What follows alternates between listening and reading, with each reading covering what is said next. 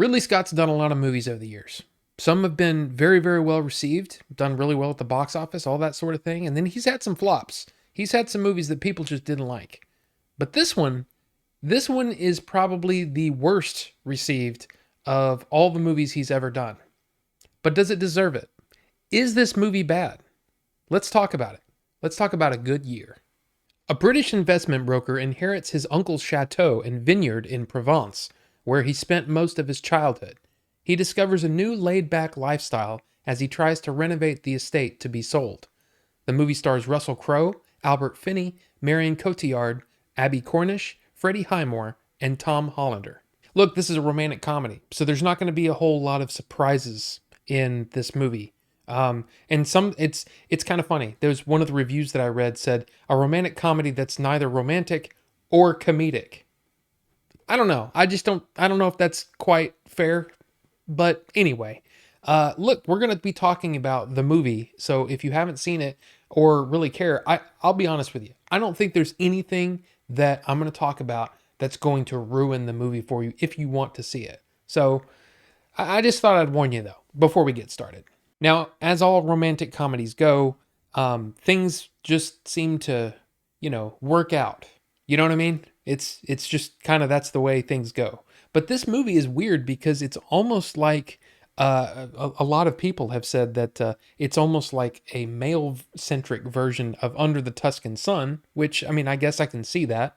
But look, it really is sort of a middle-aged male fantasy in a lot of ways. And that's not necessarily a bad thing. I think Russell Crowe does a pretty good job here. He's not fantastic. He's not great. It's not his best performance, but I think he does pretty well.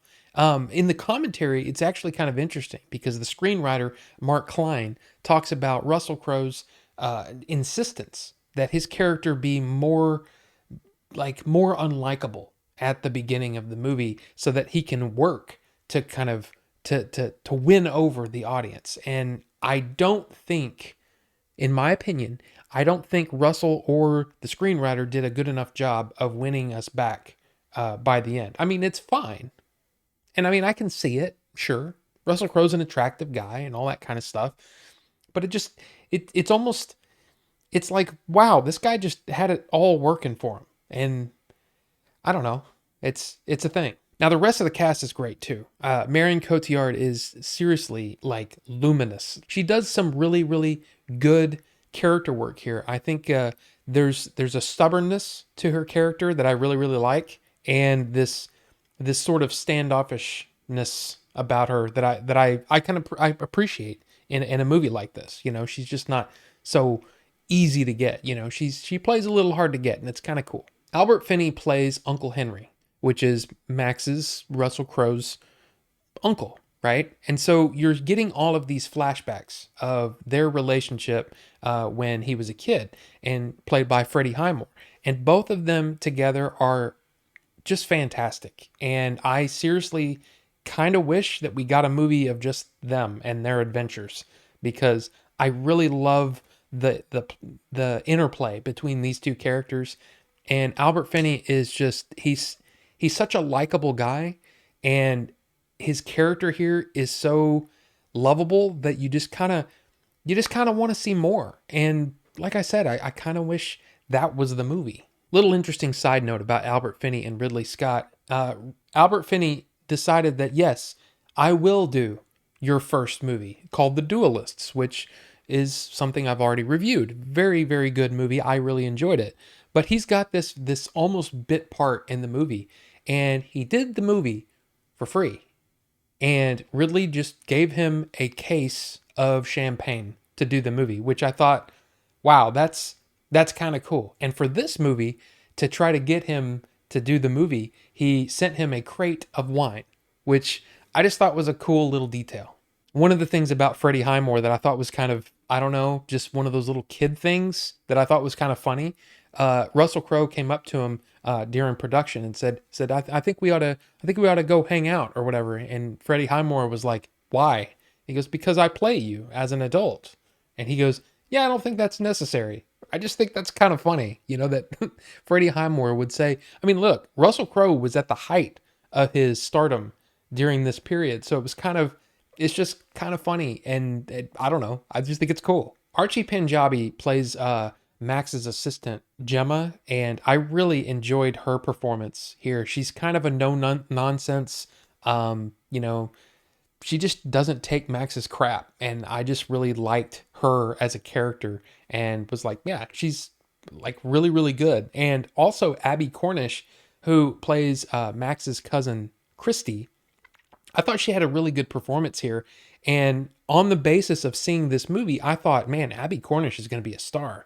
And she just never seemed to quite make it, which is kind of disappointing because I think she's awesome. Now, the Blu-ray that I got for a good year, Ein gutes Jahr, I had to import this from Germany because they never made a Blu-ray here because the movie pretty much tanked here, which is, it's understandable, but at the same time, I'm really, really glad that I was able to get the Blu-ray because it has this feature called Postcards from Provence, and it's a commentary, full-length commentary with Ridley and the screenwriter, Mark Klein, and I really enjoyed the way that it was presented because this is one of those commentary tracks where it in between, like in specific scenes, there's these little featurettes, behind the scenes stuff. Really, really like it. And the way that it played out, I really, really enjoyed it. And of course, I can't say no to a commentary from Ridley Scott. You always learn something. And I learned a lot from this. And of course, it's also the whole feature was produced by Charles de Lauzirika. And he's one of my favorite behind the scenes making of producers out there. He's amazing.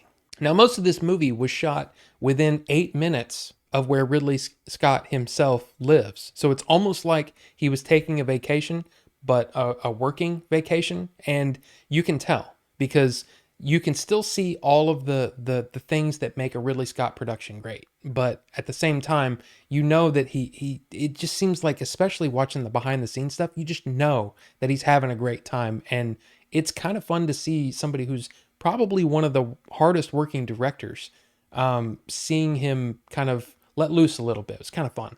Now, again, 26% on Rotten Tomatoes, which means only 26% of the reviewers that watched the movie gave it a favorable review.